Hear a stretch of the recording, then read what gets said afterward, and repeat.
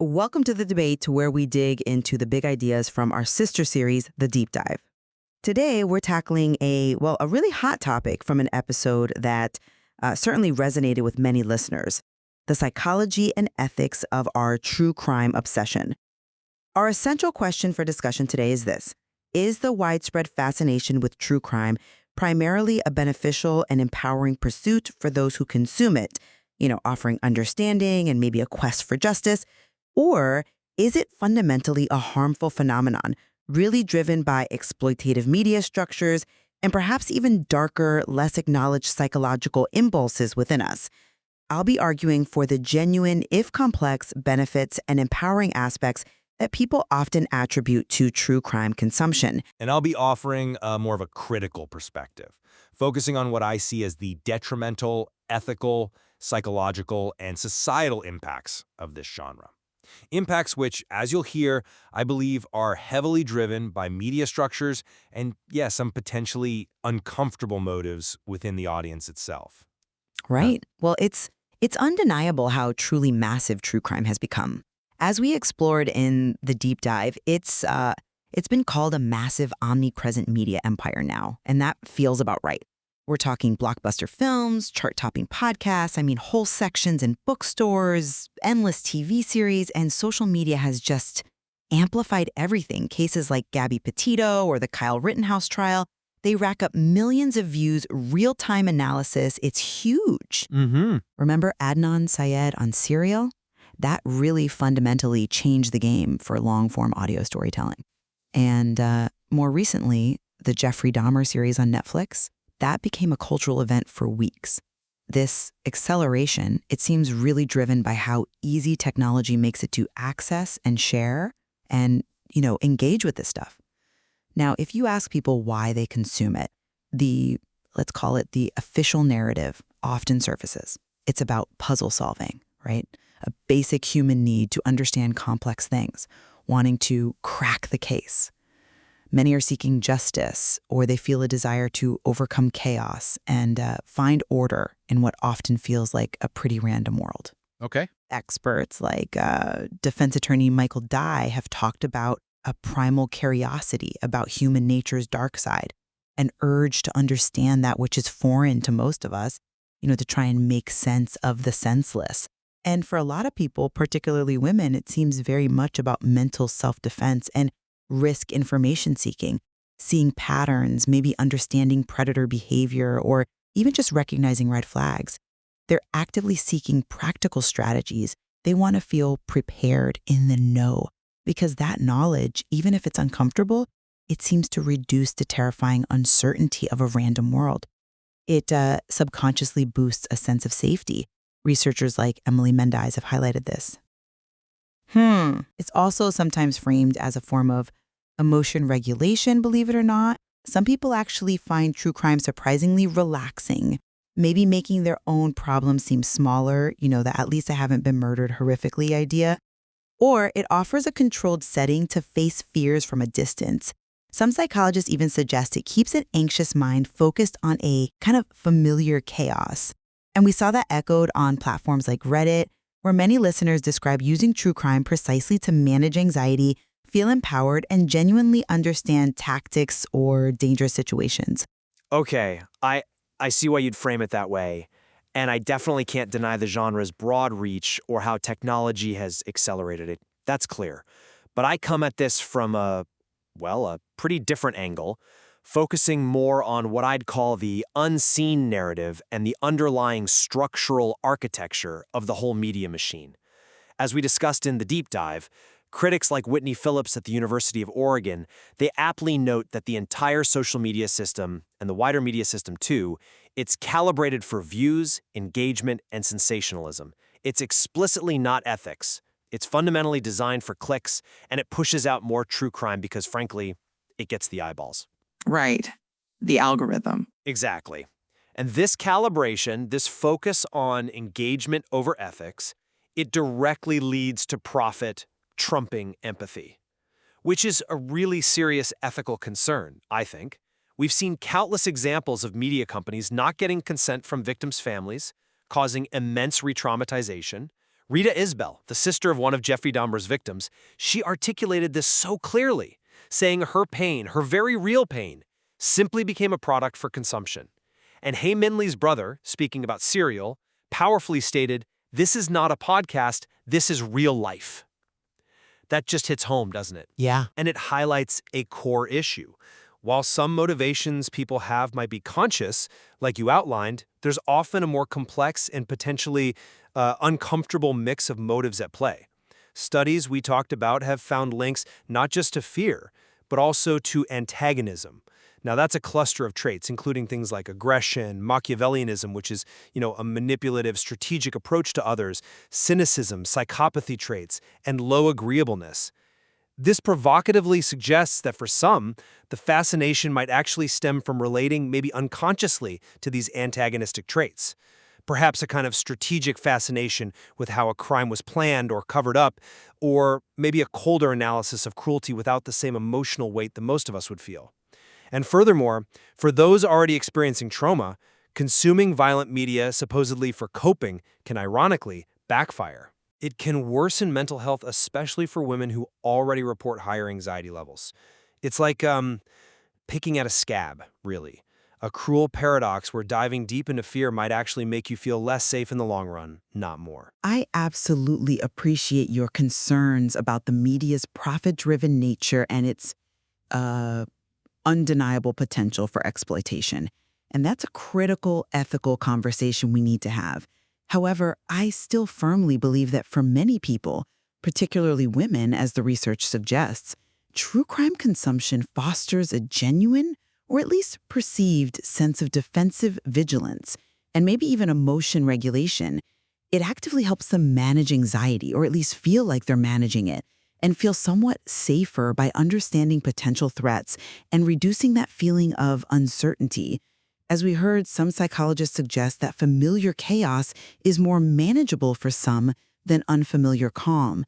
And many Reddit users describe using true crime precisely for this purpose, to feel more aware, more empowered in potentially dangerous situations. It acts as a coping mechanism, complex as it may be, that provides a real sense of control for the individual, even if that control is partly perceptual. You highlight the feeling of empowerment and safety, and I get that. But I really question how effective that feeling translates to reality. That perception of safety is often, as you yourself mentioned, potentially an illusion of control. And the cruel paradox means that consuming fear to cope with fear can and often does actually worsen mental health. Therapists are consistently observing this now. But beyond just the individual psychological impact, we really cannot ignore the pervasive exploitation of victims and families. It happens again and again. Private grief is undeniably transformed into public content, essentially monetizing trauma for clicks and views. And we also see a very clear trivialization in the way some people engage with true crime. Whether it's those, makeup tutorials while describing murders videos, which are just bizarre, or even the casual phrase, true crime and chill. This kind of engagement, I think, desensitizes people to the actual horror and the very real human suffering involved, which I find deeply, deeply troubling. It just reduces real-life tragedy to entertainment. But it's not just entertainment, is it? I mean, true crime can genuinely do good sometimes, especially when it comes to justice and society. We have undeniable instances where true crime narratives have highlighted wrongful convictions, and they've directly led to real reforms.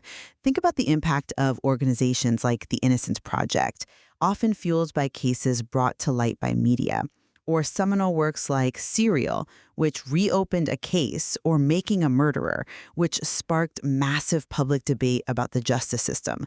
These shows can be a powerful force for accountability.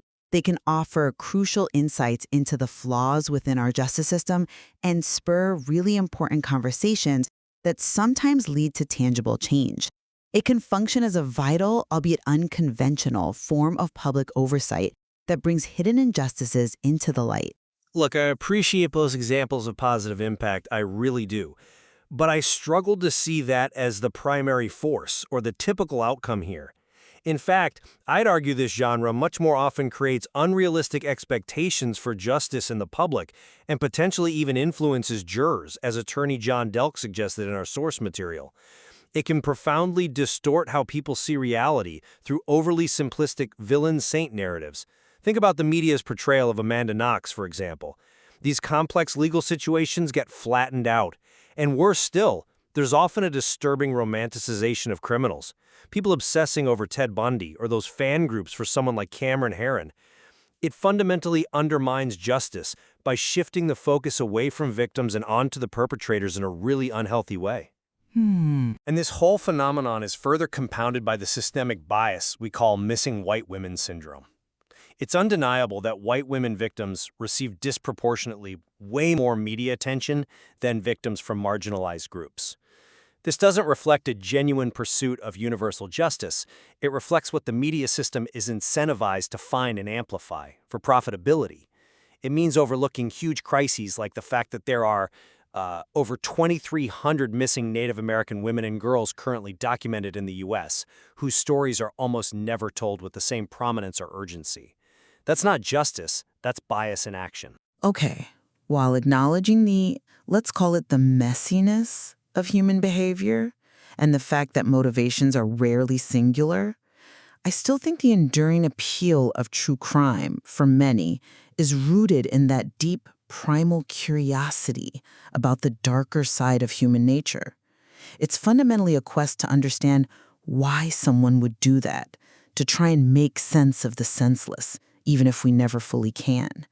The intense engagement, while perhaps feeling addictive for some, might fulfill a basic human need for narrative, for puzzle solving, for grappling with the absolute extremes of human capability, but in a controlled, mediated way. It's an exploration, perhaps a challenging one, of the very boundaries of human experience, driven by what might be an innate desire to understand the complexities of our world, even its darkest, most troubling corners. I hear you on the genuine desire for understanding, I do, but what about those studies suggesting a link to antagonism and psychopathy traits? How do we reconcile that idea of primal curiosity with findings pointing towards a potentially colder analysis that seems to lack empathy? For some individuals, the draw might actually be a more strategic fascination with manipulation and control, or maybe even a detachment from empathy when engaging with these stories. This isn't just about conscious puzzle solving for everyone, and we see the impact. Therapists are observing a significant negative fallout. They reported noticeable spike in anxiety, anger, and depression linked to heavy true crime consumption. This can lead to compulsive use, where people can't stop consuming it, and even the development of these strange parasocial relationships, where people feel a strong one-sided connection with podcast hosts or even the subjects of the cases, sometimes blurring the lines between reality and entertainment in a really concerning way. This isn't just a healthy curiosity anymore, it's potentially a profound psychological impact that's often unacknowledged and can be deeply harmful. It could even be rewiring how you see everything through a constant lens of fear and suspicion. So, to sort of wrap up my side, while true crime absolutely presents undeniable ethical challenges, and we've certainly highlighted quite a few of those today, I believe its enduring appeal is rooted in some fundamental human desires for understanding, for a sense of security, however complex, and sometimes for a quest for justice. For many people, it does offer a perceived sense of empowerment, awareness, and perhaps a way to cope with life's uncertainties, making its core impact, in my view, one of complex yet often genuine benefit for the individual consumer, despite the systemic issues. And conversely, I would maintain that the true crime phenomenon, rather than being solely some pure pursuit of understanding, is critically shaped, perhaps even defined, by a profit-driven media landscape, one that readily exploits trauma, that perpetuates serious systemic biases like we discussed, and can inflict significant psychological and societal harm. And, importantly, it often taps into less acknowledged, potentially darker impulses within its audience, beyond just simple curiosity. The harm, I think, often outweighs the perceived benefits. Well, our discussion today has certainly illuminated both the powerful allure and the profound ethical and psychological complexities surrounding true crime. It's clear that disagreement persists regarding its ultimate impact on individuals and society. But we've definitely covered a lot of ground in trying to understand why this genre captivates us so intensely. Indeed. And reflecting on these multiple perspectives, I think, underscores that our fascination with these stories is far from neutral. It has real consequences, both for individuals and for society at large. There is certainly much more to explore within the deep dive episode and the wider research on this topic. It really invites listeners, I hope, to critically examine their own engagement with the genre and perhaps their own motivations for consuming it. This has been The Debate. This episode is powered by NeonKore Media for stories they said were too real to tell.